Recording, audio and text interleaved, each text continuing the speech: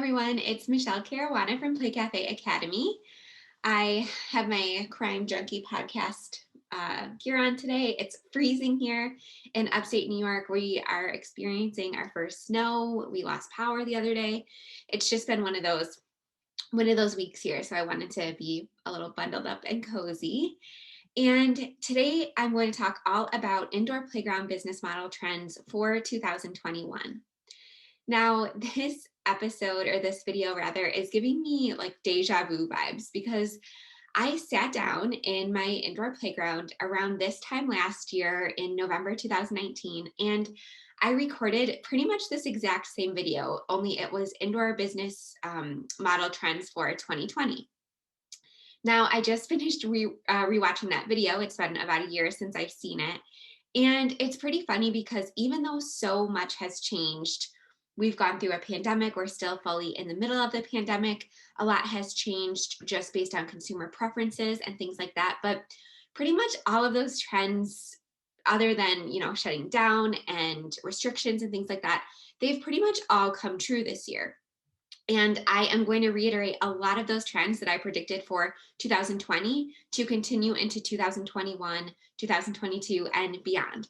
So if you've already seen that video, this is going to be very repetitive because I do think that so many of those trends, again, were accurate and they're going to keep continuing. We're going to keep seeing the same things as we move through the pandemic, as things start reopening, as, hopefully a vaccine is made readily available and things like that. So I am going to basically reiterate that I did throw in two new trends that I personally really hope will emerge from this pandemic. And, a lot of people have asked me, is the indoor play industry dead?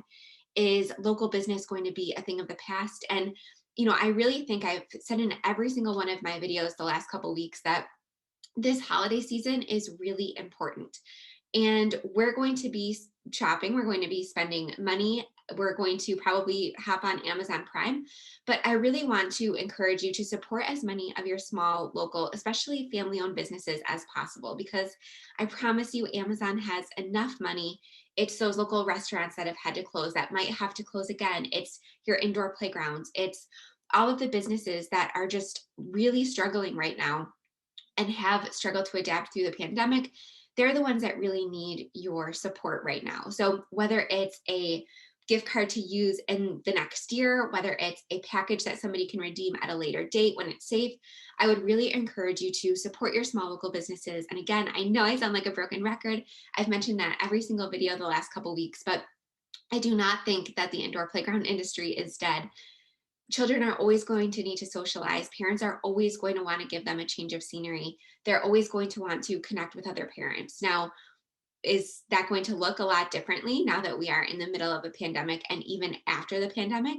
Yes, I think it will absolutely change. But the one biggest thing that I've learned throughout this entire pandemic is that indoor playground owners, especially, are some of the most caring, passionate people that I have had the pleasure to come to know and grow with. And I am just so amazed at the new features that people have been offering their clients and communities, the partnerships that they've been able to form, the creativity that they've been able to show throughout this whole process. And in last week's video, I'll link to it in the description, but I talked about all of the different things that are really working right now for indoor playgrounds. So I'm talking like middle of the pandemic. This video is going to look a little bit more into the future, and I'm going to talk about what this next year might look like when it is safer, when there is a vaccine, when numbers are not on the increase. So if you want to know what's working right now in the indoor play industry, if you're already open or if you're opening in the next couple weeks, watch last week's video because that's more of like what to do right now if you're struggling or if you're open. This video is going to look, again, a couple months into the future. All right, so the first trend that I expect to see, and again, I've mentioned this a bunch of times before, is I think more indoor playgrounds are going to feature cafes and food and especially coffee and espresso drinks. And that's not only because it will help them be deemed essential in the event of another shutdown, but diversity and diversification have really been the biggest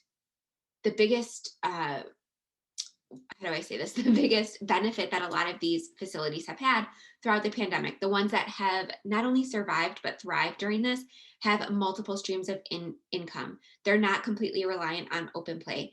They are able to increase the amount each customer spends when they visit because they do have a coffee and espresso. They do have baked goods, whether they partner with another local business to provide those or whether they actually bake those on site. But I really think offering food and drink, especially coffee and espresso, because it is very in right now, especially with the younger parent generation, I do think that will be essential for indoor playground success in the future. I recently interviewed Katie, the Starbucks manager who owns an indoor playground on this channel. And if you haven't watched that yet, I'm going to also link that video in the description of this video. But it is great. And she talks all about how you can inexpensively and easily add a cafe to your indoor playground business, why you should do so, and how you can be profitable with it. So I really think we're going to see less of these facilities that only offer open play. I think they're all going to have cafes. And anyone that is enrolling in Play Cafe Academy or who's doing my business plan workshops, they all know that I really am not just recommending that you add a cafe in the future. I'm pretty much saying that this is the way to go. This is the way to survive. This is the one of the best ways to be profitable. All right, the second trend, this is a throwback from 2020 when I made this video in 2019, but I think memberships are going to continue to be on the rise in indoor playground facilities. And this would be instead of focusing on open play. So a lot of facilities will do a hybrid model of both open play and memberships, and that's absolutely fine. However, I do think that because open play has been so fickle and so unreliable and so unpredictable for business owners, I think business owners are going to be very smart to put a much bigger emphasis on memberships. It not only creates customer loyalty, but it creates a more predictable stream of revenue for us, the business owners. And when you have somebody that invests in your business as a member, as a recurring member, that really just allows you to form a bond with them. And they are going to be more likely to recommend you to maybe one of their family and friends or host an event there or attend one of your classes. So I think we're going to be focusing much more in 2021 and beyond on the quality of relationships that we have with our customers. So establishing that bond, getting feedback, creating our services around what our members and what our ideal customers are needing and wanting, as opposed to in previous years, we were just focused on getting as many people in the door. We were much more focused on quantity and making sure we had enough open play customers and things like that. Whereas now I think people really want to spend money with businesses they trust, other than the obvious reasons they want to be safe and healthy, but also they just want to feel good about where they're spending their money, where they're spending their time, and things like that. So I really think the quality of relationships we have with our customers is going to be more important than quantity. And that is going to come in the form of increasing the customer lifetime value. So instead of just getting people in one time for open play and then hoping that they buy a package of passes or come back, we're really going to focus on continuing that customer journey from that very first visit and then hopefully retaining them for a much longer period of time and offering them more different services as opposed to just focusing on that open play. And typically, a lot of times memberships will include more than just open play. So for example, some facilities will include coffee cards, they'll include bring a friend passes, they'll include classes or events or things like that. So if you're struggling to price your memberships or if you're struggling on what to include, I talk a lot about this in Play Cafe Academy, and I actually have a membership workshop that I'm going to be releasing. It's already done. I am so proud of it. It has helped so many indoor playgrounds add a membership option to their business. So you can check that out very, very soon. But I think memberships, same thing I said in 2019, are going to be very big in the coming year and beyond. The next trend is another one that I said last year, and it's going to be co-working and childcare. So back in 2019, I didn't know there was going to be a pandemic, but now more than ever, parents are needing time to work. They're needing time to get caught up. They're needing time to just escape from the day to day because we've all been home with our kids for so long. And I know personally for me, I'm not my best parent when I am home with my kids 24/7. I need a little bit of a break. I need to get them out of the house. I need a little bit of a change of scenery.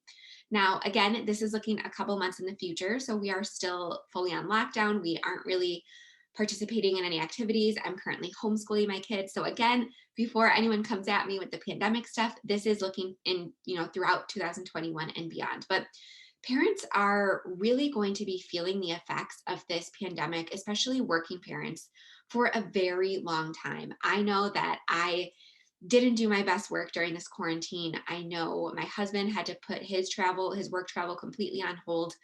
A lot of us have had to quit working or change our work schedules completely due to supporting our children's virtual learning needs or having daycare shut down or limited hours or keeping kids home more because they're sick. So I really think offering co-working and childcare in the form of either drop-off childcare or having parents stay on site is going to continue to be increasingly important. Now, I've seen facilities completely focus on co-working. So Wiggle and Work in LA is a really great example of that. I absolutely love their business model. So feel free to check them out if that's something you're interested in. Or you can do what we did, and we did more of a hybrid model. So we just picked a couple hours every single week, and we said, okay, these are going to be our co-working hours. Our play area is going to be staffed, at least, partially. So we actually had parents stay on site in a separate area so that we didn't have to change our insurance, so that we didn't have to get additional licenses. And of course, all those additional licenses are going to depend on your area and what your local rules are. But we chose to have parents stay on site, kind of tucked away. And we had the play area staffed so that if a child needed to use the bathroom or something like that, the parent could be buzzed or called or something like that, and they would come and help. So it wasn't full childcare, but I do see a lot more facilities offering this type of thing because that's what parents are needing. That's what parents are wanting. And again, the socialization aspect for children has really been missing in all of 2020. And that's a need that is very base in us. It's not going to go away. So I do think that offering these things in the coming months is going to be very important for a business's survival. The next thing kind of goes hand in hand in this, and this is going to be classes and education. So if you lost track, we're on trend number 4 of 6. But people, in addition to catching up with their work and with their businesses and with their jobs, parents are also going to want to catch their kids up in terms of education. Now, I've talked about this in previous videos. I really don't think that a lot of us have to worry quite so much as we are. As parents, we're very, very tough on ourselves. But something that I have learned and heard from parents in my community, because we are mainly virtual here in New York, is they're worried about their children falling behind, not just academically, but also socially. So in addition to offering time for parents to get caught up with their work, I also think it's very smart for facilities to offer more educational type classes. Whereas previously, when I owned Climbing Vines, we did more fun events. We did arts and crafts, which are, of course, also educational. There's a lot of sensory activities. But this year, I really expect people to focus more on education, hiring tutors, hiring teachers, doing tutoring pods, doing mommy and me classes, things like that, to really catch children up again, not only academically, but socially. And this also allows us as indoor playground facilities to serve smaller groups so that it is more safe in the next coming months until we are through with the pandemic. So in last week's video, I talked about Michelle from Treehouse in Albion. I talked about Tui from New York, House of Playful Soul. There are so many different indoor playground facilities that are doing this education model very, very well. So I will again link to that video in the description of this video if you want to know, again, what's working right now, if you want to actually see all of their offerings and things like that. I put together a really great free downloadable resource. So I'm going to link to that video and you can get all that good stuff when you click over there. All right, the next thing is trend number 5 is another throwback from 2020, and this is mobile businesses. So last year, when I was talking about 2020 trends, I talked about characters, balloon decorations, balloon decor. As you guys know, I teach an entire workshop about how to launch an independent, location-independent mobile event service. So if you're doing soft play, like those mobile soft play setups that you see some people toting around town, balloon businesses, things like that. I have an entire workshop on that, but I think that's going to be increasingly popular, not only because people just feel safer celebrating either outside or at home or at larger, more spread out facilities that aren't open to the public. I also think that people are going to be a little bit more wary of opening physical brick and mortar business locations. So having a mobile business is not only a great way to get started and to begin funding your actual physical location, if you do want to open an indoor playground in the future, it's a great way to establish a client base and start saving money. But it's also a great way to really become pandemic proof, because a lot of these businesses, especially the balloon businesses, the party decoration drop off businesses, those types of services have been more in demand than ever. So I did notice a lot of indoor playground facilities kind of taking advantage of this and saying, okay, I can't serve people in my facility because it's not safe, or because my facility is not big enough, or because my state says so. They're able to still pay their bills and still supplement their revenue and maintain their livelihood with these mobile event types of businesses. So I talked all about this in another video. So if you would like another piece of homework and you would like to learn more about how to do balloon delivery, how to do mobile soft play setups, things like that, to either fund an indoor playground to be a standalone business or to supplement an existing indoor playground business, I will link to that as well. I also think really any location independent offerings are going to be increasingly popular.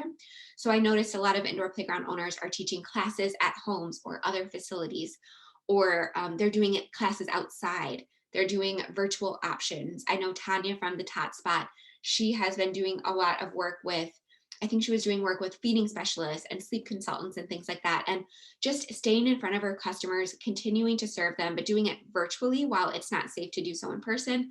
Even when we're done with the pandemic, even as we start easing restrictions, I still think these location independent offerings are going to be very important, especially because, this pandemic is not going to be just one day we're going to wake up and it's going to be over. People are going to be nervous for quite a while, especially children with immune system difficulties, or children that have gone through cancer, or parents that have gone through cancer. There are so many groups of people who are going to continue to be affected by COVID, even after there's a vaccine available, even after restrictions are eased. So I think keeping them in mind is going to be very, very important in this next year, in 2021. All right, and the last trend, I threw this in as kind of like a bonus trend that I think will be very important. And this is just, I guess, on my personal wish list as a parent. So my younger child, he's going to be 4. He has different needs. So he's nonverbal. We're working with him on a lot of delays. And unfortunately, he has, and the entire special needs community has been hit especially hard as a result of the pandemic. The services that he receives are nowhere near what he should be getting. A lot of his therapies are having to be virtual with, and I don't know if you've ever tried to do occupational therapy or physical therapy over Zoom with a 3-year-old, but it is kind of a nightmare. And I know that everyone is doing their best, but something that's on my wish list, and something that I hope indoor playground facilities and just all indoor play facilities are going to start to offer this year and in the coming years, is more catering to children of all abilities. So when I said that he's been hit specifically hard with the pandemic, it's because I can't get this kid to wear a mask. It's very hard to take him out in public. He's, always touching everything, which I know is very typical of a toddler, but with him, it's just extra difficult every single time we leave the house. And I struggle with him wearing a mask. And while I do want to be safe and I want to adhere to all of the guidelines, I am going to be looking for more classes, for more options for him in the coming year. And right now in my area, there really aren't that many. There are, sports programs and gymnastics and things like that, but they're not specifically designed for children that might be facing delays, or children that won't wear a mask, or children who, are just all over on the spectrum of different abilities. Now, in Play Cafe Academy, I talk a lot about designing equipment and things like that for children of all abilities. So children with sensory processing issues, children in wheelchairs, children who may have limb differences. I talk a ton about that in Play Cafe Academy, but something that I didn't really address, which I'm going to change, is I really didn't address offering different classes and services for children of different abilities, because, every time I talk to a parent with a child with special needs in the last couple months, we feel very overwhelmed. We feel very guilty that our children are not able to do activities that other children are able to because of, having different immune systems, or having illnesses, or having medical difficulties, or not being able to wear a mask.